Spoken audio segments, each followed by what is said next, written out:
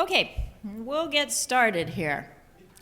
So case one is well woman care and vaccine care. So this is my typical patient.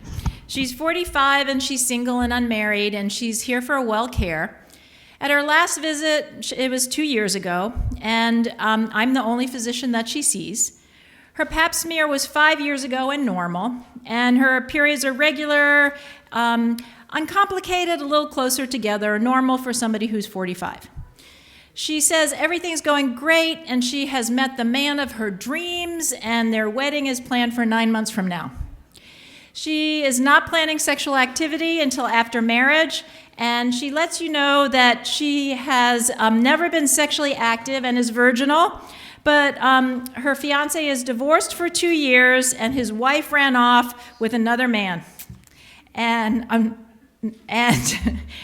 he has dated 3 women since then, and he reports his STD screening is all negative. She has some concerns about sex, and she's a little worried that it might be painful. Their wedding was planned sooner, but she's postponed it because her sister was diagnosed with triple-negative premenopausal breast cancer, and she's just about to complete her chemo. So without any other information, what actually can you do as part of this 15-minute visit? Okay, so these are the answers.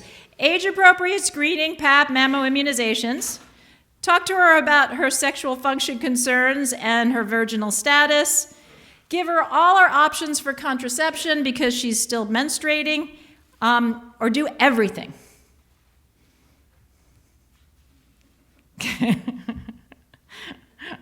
All right. So there's more than 8 people in this room. Wait a minute. So this is kind of a trick question. And so what can you do comprehensively? Comprehensively, I agree. You can do A. You can actually, I think, mention B and C briefly, but you are a much better doctor than I am if you can address all of these issues in one visit. So we have 5 really, really good doctors here. So I bring this up again because there are guidelines on what's part of well care and what's not. And the idea is to maybe not be comprehensive in everything, but just make sure you know what to address and be able to kind of tell your patient that she might need to come back because she has a lot of things to talk about. And you have some time before her wedding. So to move along in the case presentation, she has hypothyroidism. It's been well controlled for years, and she's on the same dose of Synthroid. She's never has never had surgery. She runs marathons, is really physically fit and thin. She's a vegan, and she's a shiatsu massage therapist and safe in her home. She doesn't smoke. She only occasionally drinks alcohol. As we previously said, her last PAP was 5 years ago. She has no history of abnormals. She's 45, remember. She had a mammogram at 40, and it was normal but heterogeneously dense. And we talked a little bit about her pap smear history. Her period history.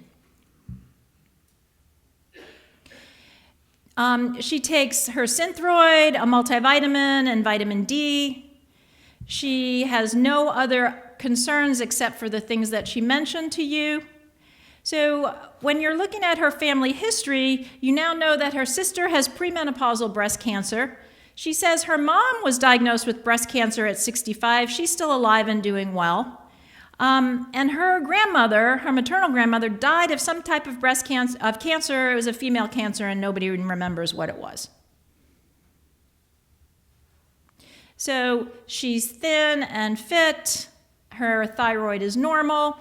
Her breasts are small and dense. Her pelvic exam, the introitus, is virginal. The skin of the perineum is pale. The exam is otherwise normal, and you're good doctors, and you realize she needs pap smear. So what kind of pap smear are you going to order for her? So the first one is liquid-based with no HPV because she's virginal. The next one is liquid-based with high-risk HPV for genotypes 16 and 18. The next one is liquid-based with high-risk co-testing. And the last one is just do the genotyping. Okay.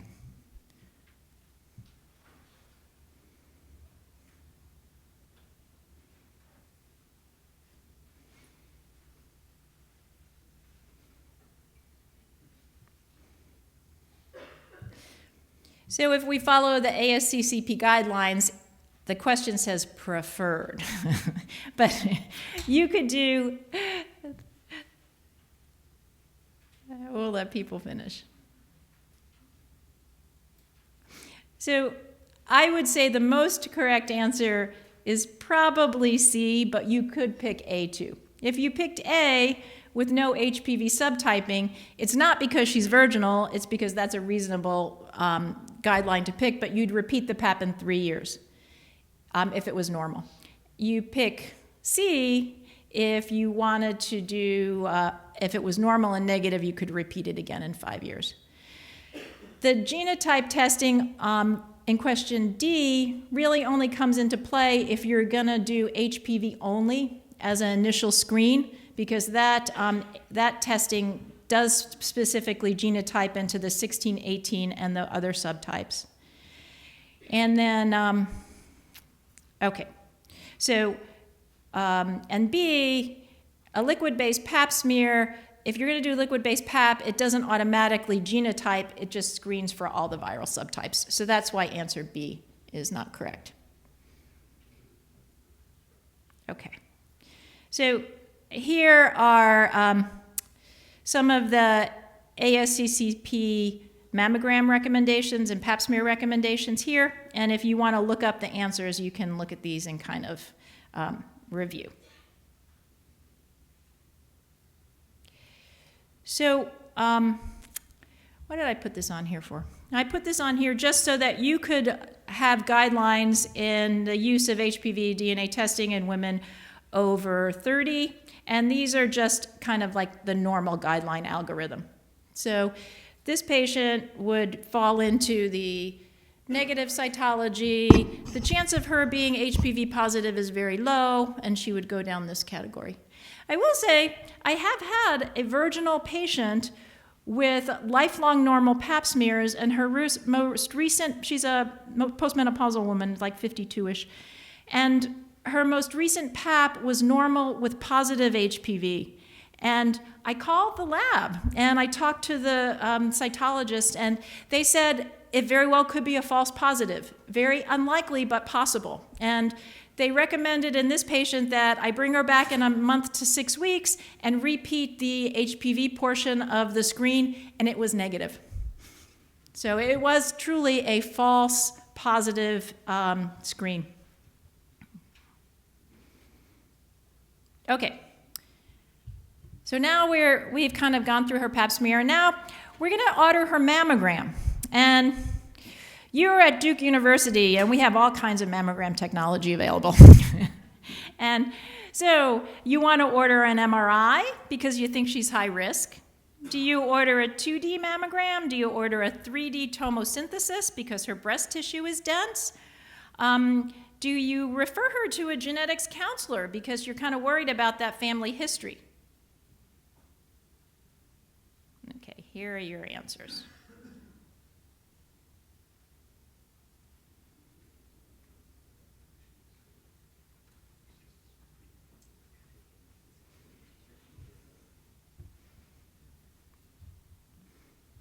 So it's looking like, let's see.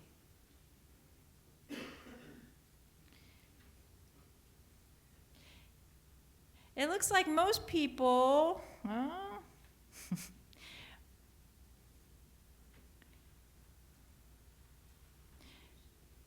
most people want to do the last two. And these are probably the things that I would do too. I don't think ordering a 2D mammogram would be wrong, but I think ordering a 3D mammogram probably would be a better screen because I have given you the information that she has heterogeneously dense breast tissue. So I put the MRI thing on there mostly just because I'm going to talk about it in a second. So for you in your own looking at these regulations, here you go. Here are the mammogram guidelines. These are average risk guidelines. So this woman, because of her family history, it really does put her into a higher risk category. And I didn't make her like a little bit higher risk. I made her very much higher risk. So these guidelines really don't apply to her. And even if we don't do any additional screening except mammography, I would recommend that this woman get annual screening. So how in your office could you risk assess her in a kind of relatively simple way? I think the simplest way is to use this thing that I mentioned earlier called the Gale model. And you can easily find this on the web. I don't know if any of you use it. Anybody use Gale model testing in their office? So all you have to do is Google Gale model, and it'll come up. And the Gale model is a quick and easy down and dirty risk assessment tool. And basically, it's for women who are over 35. And it asks you like 8 simple questions. Do you have a history of breast cancer or DCIS? Do you have BRCA mutation? How old are you? How old were you when you got your first period? How old were you when you had your first child? How many first-degree relatives do you have with breast cancer? And if you've had breast biopsies yourself, race and ethnicity. This is an individual tool. So it really is based on this woman's history. So if I put this woman's history into the model, and it gives you kind of 5-year risks and lifetime risks. And this woman's 5-year risk is 2.9% compared to the average 45-year-old woman who has a 1% risk.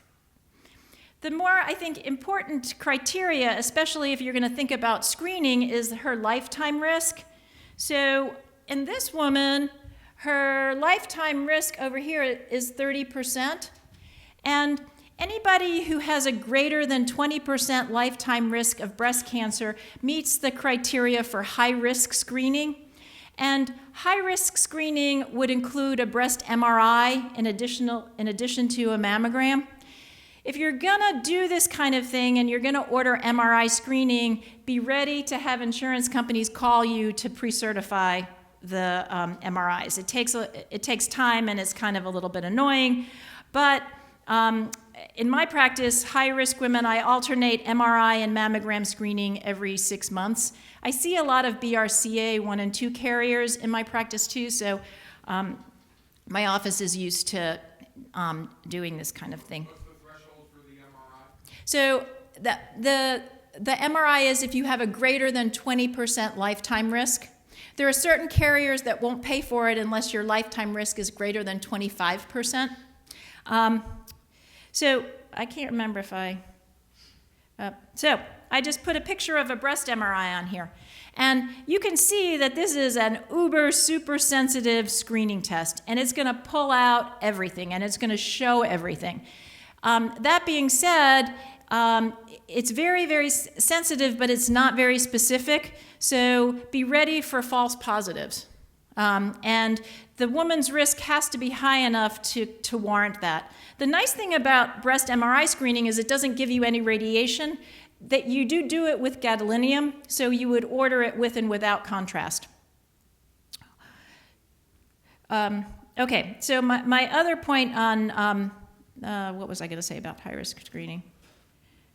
Oh, so before you high-risk screen somebody, you have to tell them about those possible false positives, because some women, even if their lifetime risk is high, they don't want MRI screening. Another downside to MRI screening is cost. So if you have somebody with Blue Cross Blue Shield insurance and they have a $5,000 out-of-pocket deductible, very likely the MRI, even if it's covered by their insurance, will cost them $3,000. If you're going to order MRI screening, make sure you know your breast MRI radiologist, because all MRIs are not the same. And there's something called a dedicated breast coil that they need to use for that specific MRI. So, all right, I put this vulva up here because on physical exam, We could argue whether this lady really needed an external exam or not. She had to have a pap smear, so you needed to examine her. But this is a picture of her vulva. And my next question asks you, what do you do with that clinical picture? You want me to flash back the picture? Here's the picture. And I'll ask you the question, and then maybe we'll go back again and look at it in a minute. Same patient. So remember, she's the lady who said, oh, I'm really worried about pain when I become sexually active. So do you say she looks normal? Do you think she has vitiligo and you send her to the dermatologist? You refer to the gynecologist, or you just treat her with some estrogen?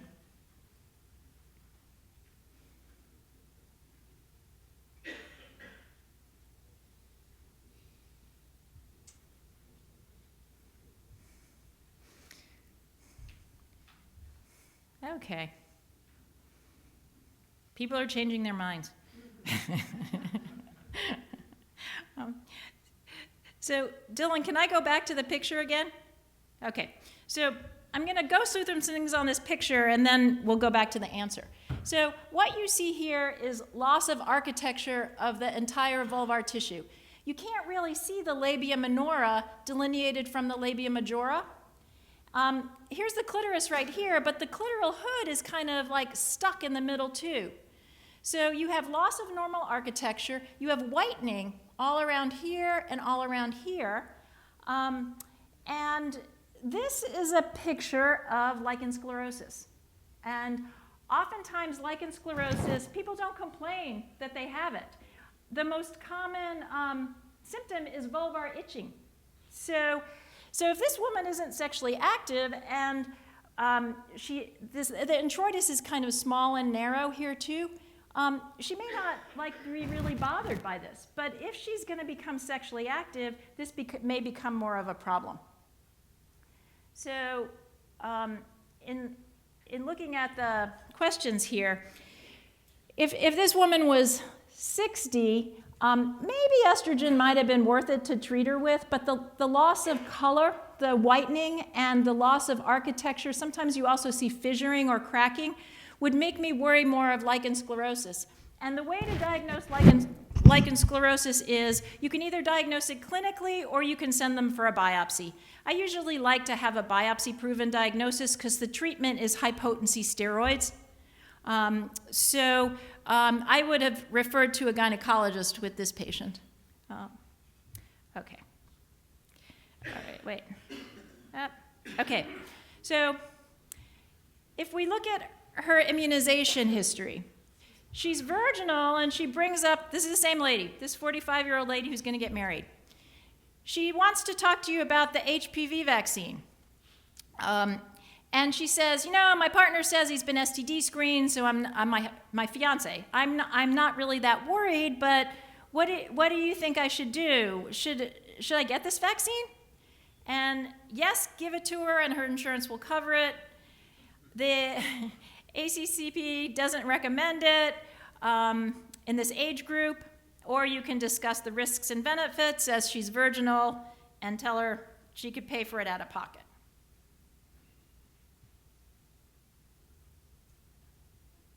Okay. So everybody thinks insurance will cover it. Insurance will not cover it. Oh, no, that's only one person. Okay, sorry.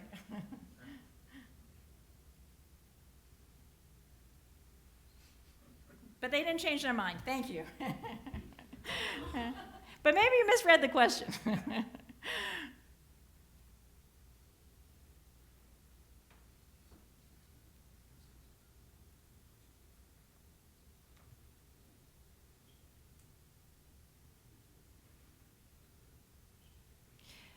So I think most of you got this one right. And you could do either actually B or C, because if you follow the letter of the law in the United States, the ASCCP, it's not a recommended vaccine, but from the data that I showed you, this 45-year-old woman might get benefit from it. And if I were her, I would choose to have this vaccine if I could afford to pay for it. And in the big scheme of things, it's $250 a dose. And you would need to give this woman 3 doses of the vaccine. Okay. So, same lady, you get her labs, you get her pap smear, you get her 3D breast tomosynthesis. Okay, this is the last slide on this lady. Reasons to refer to gynecologist or have this patient come back. This is kind of my summation slide. I think that this lady has too many things going on to do in one visit. And as a 45-year-old woman, I think it's reasonable to have her come back to talk about contraceptive options too, because she has various options. And I'm a big believer in the long-acting reversible contraception.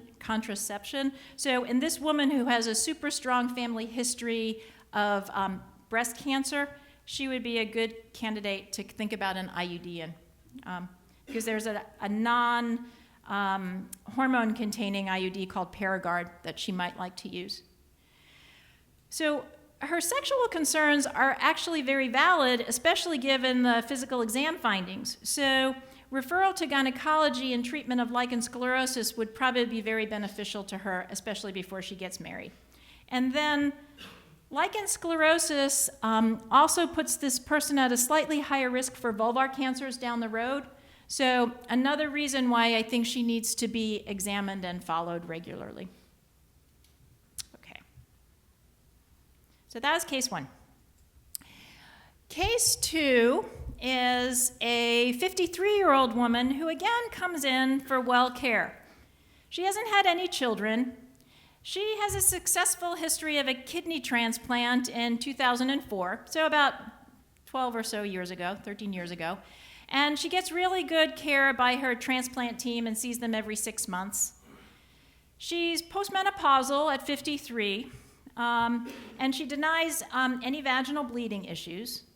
She has this long-standing history of painful intercourse, and it started after her chemotherapy for her breast cancer, but she's been very hesitant to use any type of estrogen-containing products because of this history.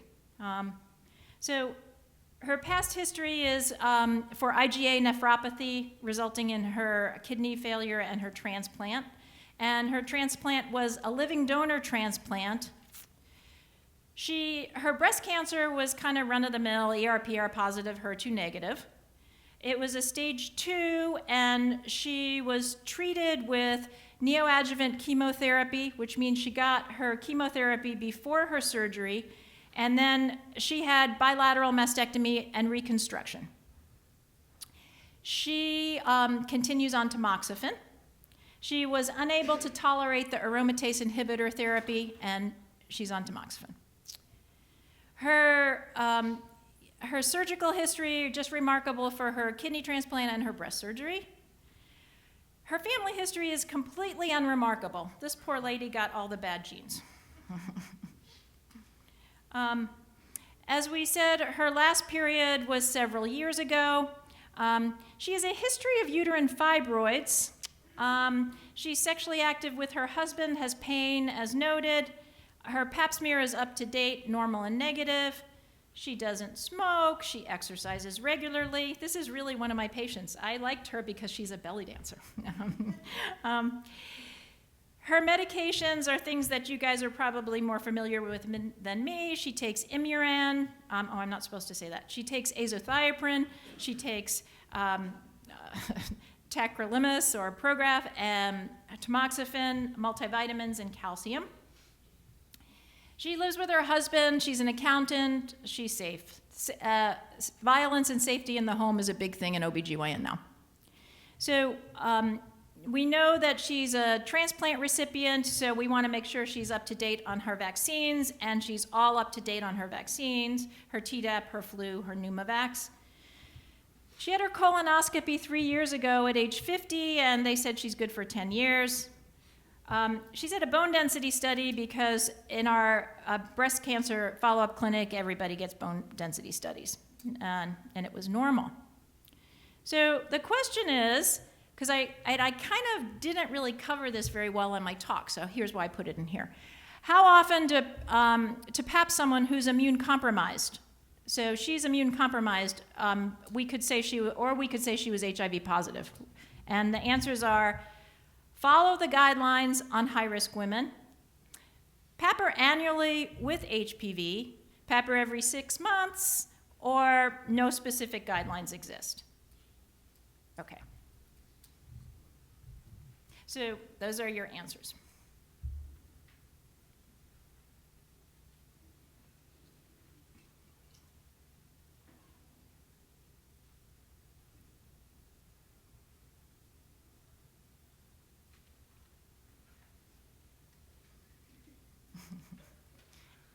Okay, so I'll go through all of these answers. The ASCCP guidelines don't really have recommendations on high-risk women. So the society guidelines suggest that in HIV-positive women, we PAP them every year. At the onset of their HIV diagnosis, there is a recommendation to PAP them at 6 months. And these women are at much higher risk for HPV infection and complications from HPV infection. But if you're going to PAP them every year, should you PAP them with high-risk testing or not? I think that's a more individual decision. So there's no guidelines. You could PAP annually with HPV co-test, with regular PAP and HPV. It's going to be expensive. The every 6 months is not recommended for this woman. So in my own practice, for her, she's had a long history of normal negative pap smears with negative HPV testing in the past, and she's in a monogamous relationship. So I think it's reasonable to PAP her. I would do one or two things. I would PAP her every year and not HPV screen her, or I would PAP her every 3 years and do it with HPV co-testing. I don't think I would wait 5 years before I would PAP this woman again. Okay. So on her physical exam, which she probably didn't really need if we looked at the guidelines, because they would say she didn't need a pap smear. She's coming to you. You can talk to her about her issues, but her vital signs are as noted.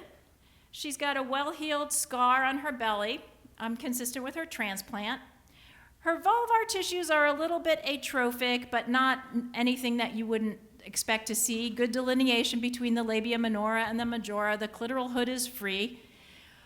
But when you're looking at her anal and her rectal exam, you see this small mass protruding through her anus right here, this little thing right here. It's white and it's polypoid. So what are you going to do with that? I didn't give you a question because I didn't.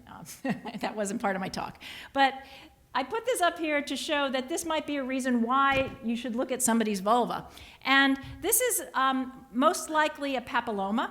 And papillomas in immune-compromised women tend to have a higher malignant potential. So this is somebody who I would refer to a colorectal surgeon to have this removed and evaluated. Okay, so now this is the same lady, and you're looking through her immunizations, and you have just come back from this conference where you learned all about these new shingles vaccines. And she says her mother was just diagnosed with shingles, and she's concerned, and she wants to be vaccinated, even if she has to pay out of pocket because she saw the misery that her mother went through.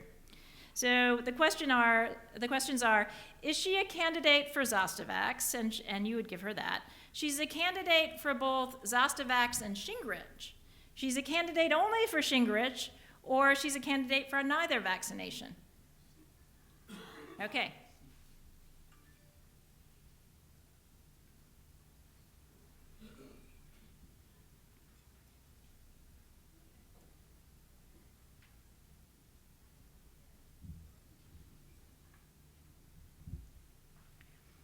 So the vast majority of you got this one right. Yes, she would be, somebody else opined.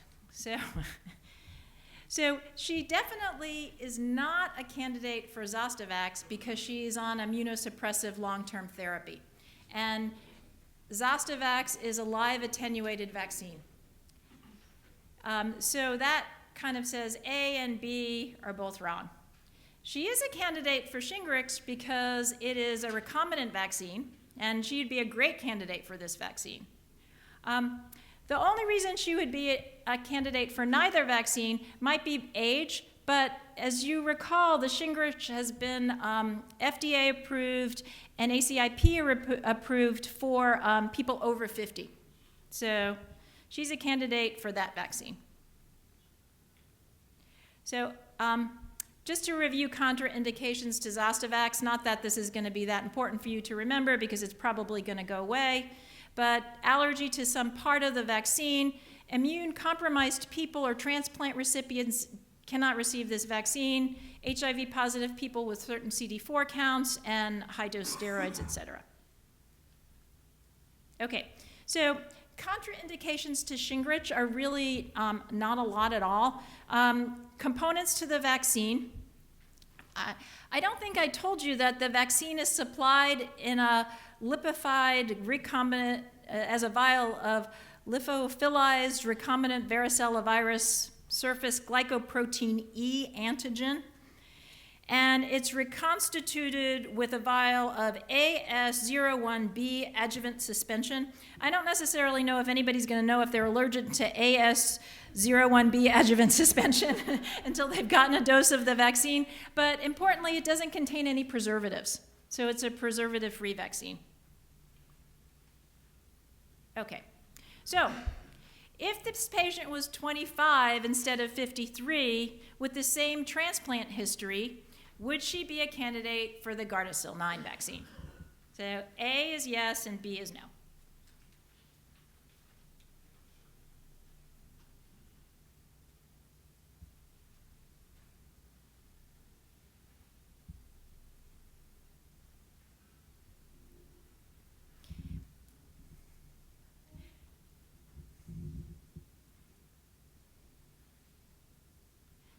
So the vast majority of you got this one right too. Yes. Again, because the Gardasil 9 vaccine is a recombinant vaccine, it's not a live vaccine, so you can give it to immune-compromised patients. And this woman is under the age of 26, so in the United States, if she is insured, her insurance should cover it as well. Okay.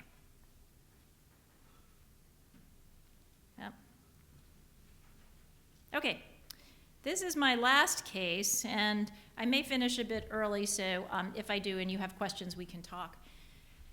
This case is an 18-year-old nulliparous sexually active female who comes to establish care with you. She says she doesn't have any problems either. She just moved to the area, and she brings these records with her from her mother's gynecologist who she saw right before she moved because her mother found out that she was sexually active, and so she wanted her to go there for contraception. So when she was there, she was started on OCP therapy. So she's been sexually active for a year. She says she's had 4 lifetime partners and only intermittently uses condoms. And she was started on the OCPs 3 months prior to the visit that she went to the gynecologist for. So it's been 3 months since she's been seen. So she's basically a healthy woman. She gets her periods regularly on her pills. So she's had a history of chlamydia. At the previous gynecologist visit 3 months ago, she had got chlamydia and she was treated. She has no recollection of ever getting the Gardasil vaccine. Her only medications are her birth control pills. So she brings you these records, and her pap smear showed high-grade squamous intraepithelial lesion, specimen adequate and satisfactory. All right, So she's 18, remember. So what would you do next? Should you just ignore the result because she shouldn't have had the PAP in the first place? Should you repeat it again now? Should you refer? Or should you just send her off to get treated because high-grade dysplasia is really bad? All right.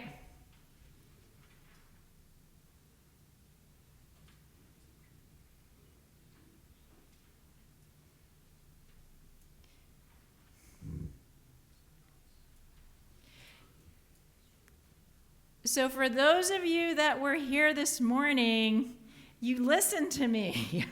So anything that's high grade, you should refer. So if somebody gets a pap smear when they shouldn't have and it comes back high grade, you're, I think, obligated to refer that patient for colposcopy, even if she's only 18. So the correct answer was C. The incorrect answer, a very incorrect answer would have been D, mostly because this woman is only 18 years old. And so we know she hasn't gotten Gardasil, but she's young. So even if she's been exposed to high-risk HPV, there's a very, very good chance that she'll clear this virus. So I'm going to show you this, and it's very confusing, and this is why I say you should just refer them. But we'll go over it here.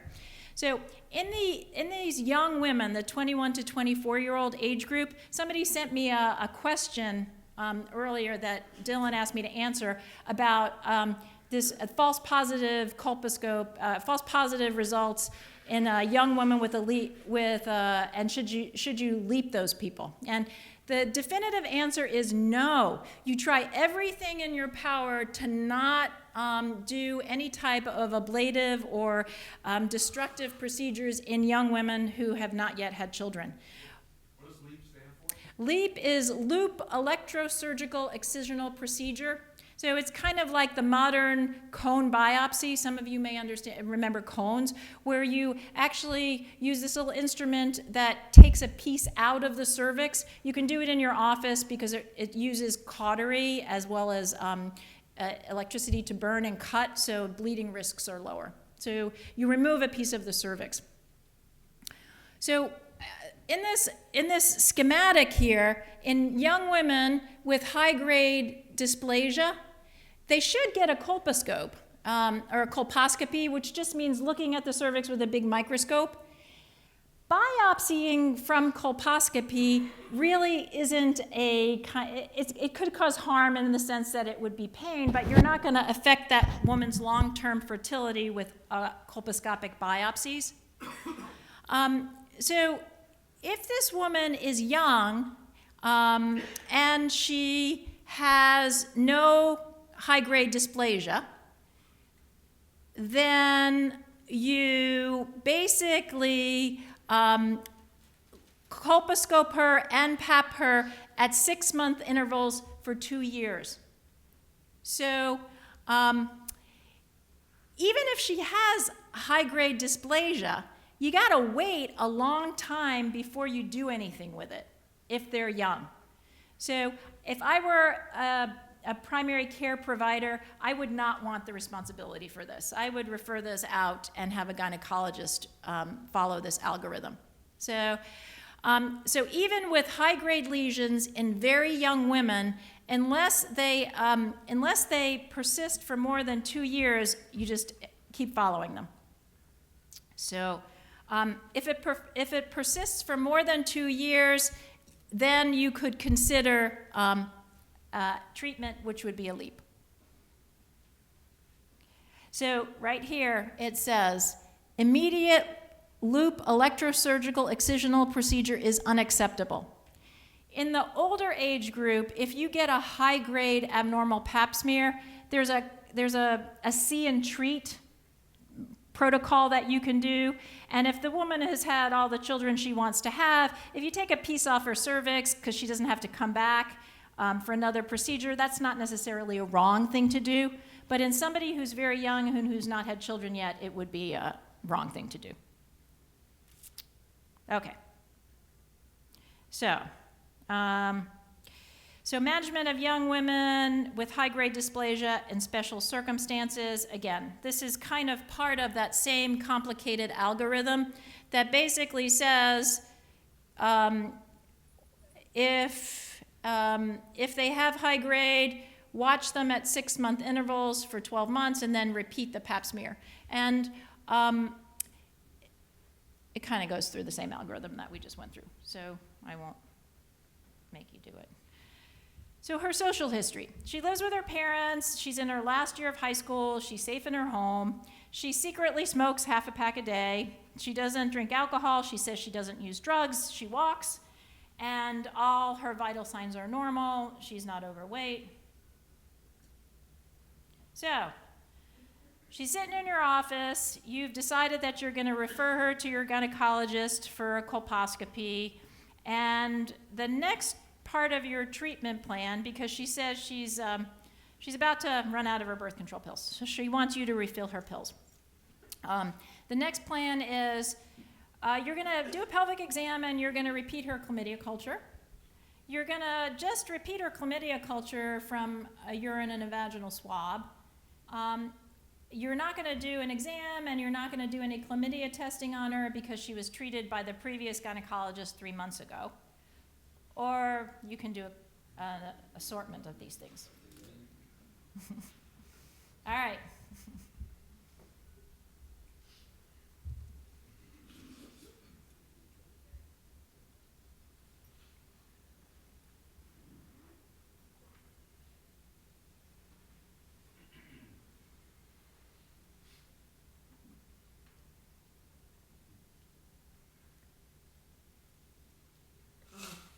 Okay. So there is a little bit of variation here. The first answer, A, is a reasonable option. The second answer is also a reasonable option. She's young, she's not complaining of anything, and you can do STD screening and refill her birth control pills without a pelvic exam. So answer C is really not correct. Let's see. No. Answer C is not really correct because you should repeat the chlamydia screening, not for a test of cure, but for a test for repeat exposure. So you don't know if she's been again exposed to chlamydia. So the CDC doesn't say test of cure, they say repeat exposure screening at 3 months. And in this patient, it really might be. She's moved to a new place, she has a bunch of new partners, and she only intermittently uses condoms. Okay, so you discuss vaccination with her, and she's 18, so you don't have to get permission from her mom if you live in a state that requires consent for vaccines. And she agrees to have Gardasil 9. So she's 18 years old, and what kind of dosing schedule do you want to give her? 2 doses, first dose now, repeat in 6 months. 3 doses, first dose now, repeat it in 2 months, and then give her the 3rd dose at 6 months from the first dose. 3 doses now, give her another one in a month, and give her a 3rd one a couple of months from now. Or just give her 1 now and 1 again in a year when she comes back to get her birth control pills refilled. Okay.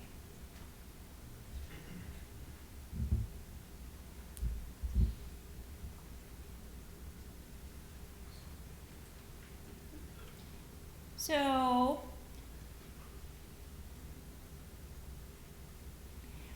the majority of you got this one right.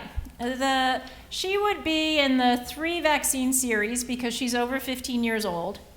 You give her the first one now, you give her the second one 8 weeks from the first one, and then you give her the 3rd one 6 months from the first dose. The first question, A, is not the best answer because she needs 3 doses. If the patient came in and didn't come back for the second dose or didn't come in for the second dose at 8 weeks, you could give her the second dose at 6 months, and then you could wait longer to give her the third dose. So that A would be correct, except that you're only giving her 2 doses. Answer C is incorrect because the dosing interval is too short. You have to, in these older patients, the second dose should be 8 weeks. You could do it at 4 weeks, 4 to 8 weeks, but the third dose has to be at least 6 months from the first dose. So that's why that question is incorrect, or answer is incorrect. Okay. So to summarize this patient's kind of course, you, 1, addressed her pap smear, which was great. You repeated her chlamydia, not for a test of cure, but for possible reinfection. You counseled her on safe sex practices, and you gave her some contraception. You vaccinated her. What I didn't put on here is you didn't talk to her about smoking, but you could talk to her about smoking cessation as well. So let's just see here. So I have a few more minutes, and I just was, since I am a gynecologist, I wanted to talk to you a little about long-acting reversible contraception. And this little picture right here is a schematic of all the different long-acting reversible contraceptives, LARCs, that are available. So the IUDs here, this is the original levonorgestrel containing IUD called Mirena, and it has 20 micrograms of levonorgestrel in it. So Mirena and Liletta, which is the newer IUD that's just recently become available, are basically both the same IUD. This one tends to be more expensive than this one, but they work similarly and they have the same medication in them. The Liletta doesn't have the same long-term FDA approval yet because they haven't collected the data, but eventually this IUD and this IUD will both be FDA approved for 5 years. The manufacturer of Mirena actually says it's good for 7. So if you follow the manufacturer's recommendations, you can leave it in 7 years. If you follow the FDA recommendations, you leave it in for 5. The pregnancy rates went up just a little bit in the last 2 years of the IUD, but especially in 45-year-old, over 40-year-old women, I tend to leave these IUDs in for 7 years. Kylena and Skyla are manufactured by Burlex, who makes Mirena. So Kylena is basically Mirena, but made a little bit smaller, and it was manufactured so that you could put it into virginal or younger women. I think it's kind of a marketing gimmick. If you can use a Mirena, if you can insert this Mirena, you can insert this Kylena. And it's just a little bit narrower, so I'm not it's there, you can use it if you want. I think that there's not a whole lot of difference. The Skyla is a 3-year IUD that's also made by Burlex. It has a lot less, like almost half the hormone as in the Mirena, and it's 3 years instead of 5 years. The difference between the Mirena and the Skyla is dose of medication, but breakthrough bleeding rates in the Skyla are really high. So if you're using this in a young person because you think it's smaller and it's only going to be for 3 years, but they're getting their period every 2 weeks, they hate it. So I am not a big proponent of this Skyla, and I don't have a problem putting any of these IUDs in even virginal women.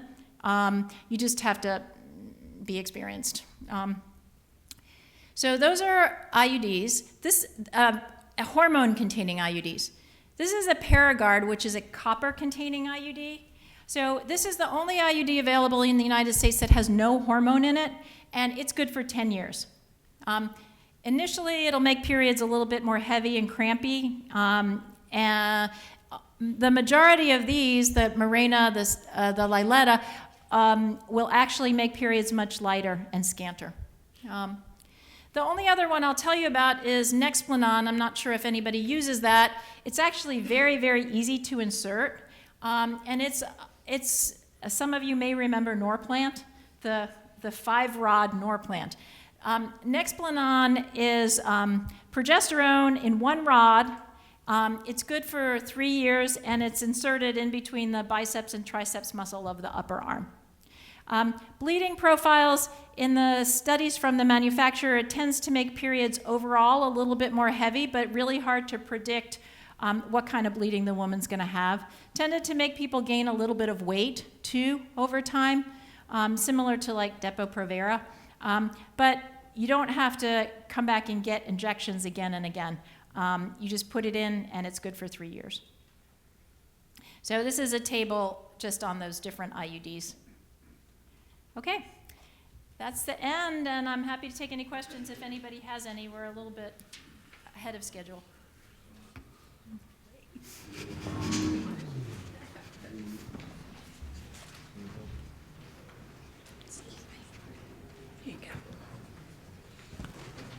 With the patient with the renal transplant, Yeah. I have one patient who's had a heart transplant, and he gets his transplant care at Mass General. He tells me they tell him to get a colonoscopy every 5 years. The incidence of cancer as a cause of death for solid organ transplant recipients is rather high, and he's already had a skin cancer. So he gets his skin checked, and he has colonoscopy every 5 years. Yeah. I would say I don't know the guidelines on transplant recipients and colon cancer screening. I think it kind of makes sense. So if my patient, that thing ended up to be a high-grade dysplastic lesion, I think that she would go to higher risk screening too. Yeah. Again, you have to weigh the risks and benefits. What if they perf his colon and they seed infection? Then he's.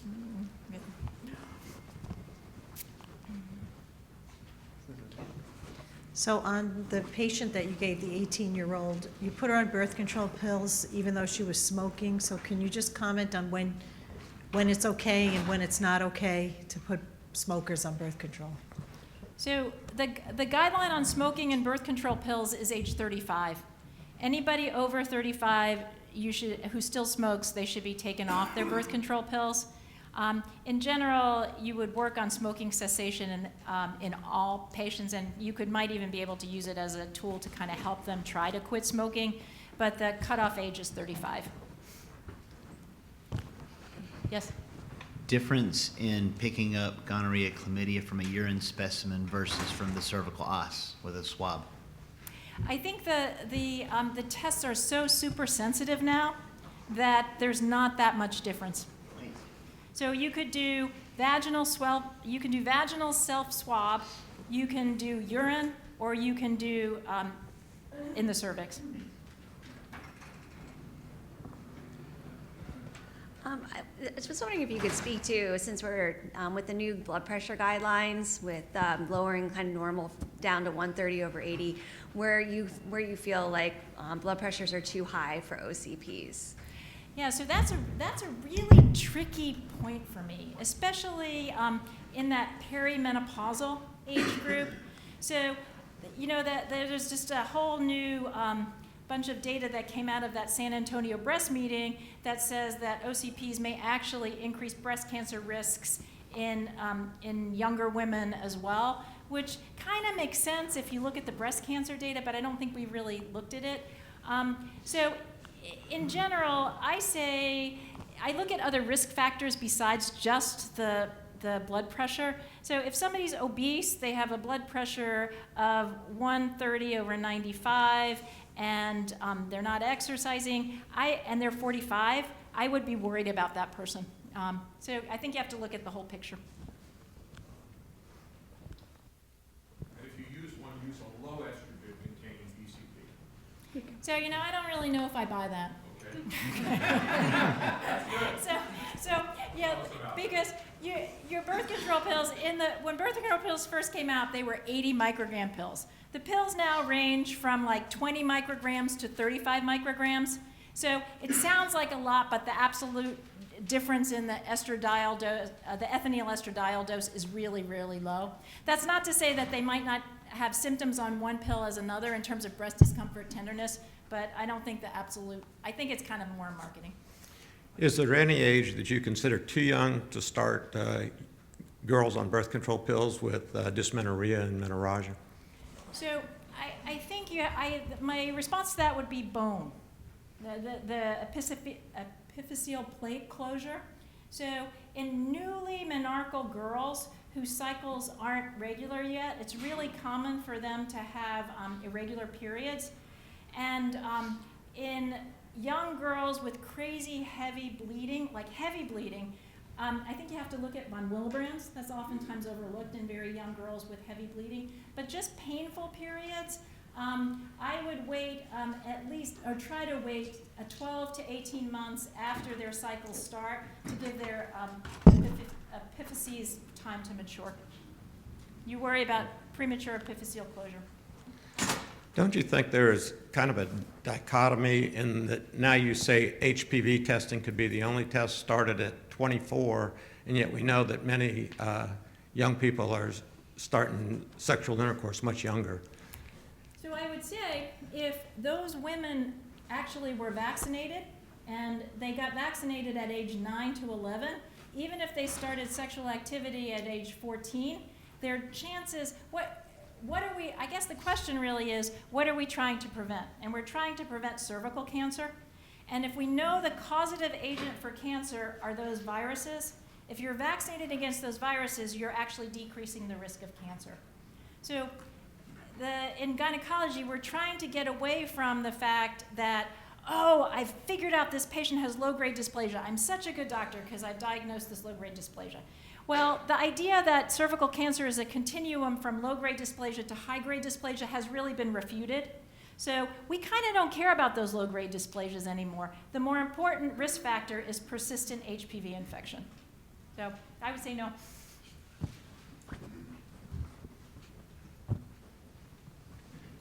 Thanks. Maybe I should know the answer to this question, but I have 2 or 3 patients that have had a supracervical hysterectomy. Mm-hmm. Is that still being done, and why? So it is being done, and oftentimes it's patient preference. Oh. And if they do have a cervix, they need to be papped. Right. So if they don't have a uterus and they still have a cervix, you need to keep doing pap screening. Right. We caught it in time, but we had a couple patients that said they had a hyst, and we weren't going to do a pap, but we did the, But you did your speculum exam. Exactly. Yay. And it's like, oh, we'll do the pap. Okay. Yes. What birth control would you recommend for a young girl, 26, that gained a lot of weight on the depot? That gained a lot of weight on the depot?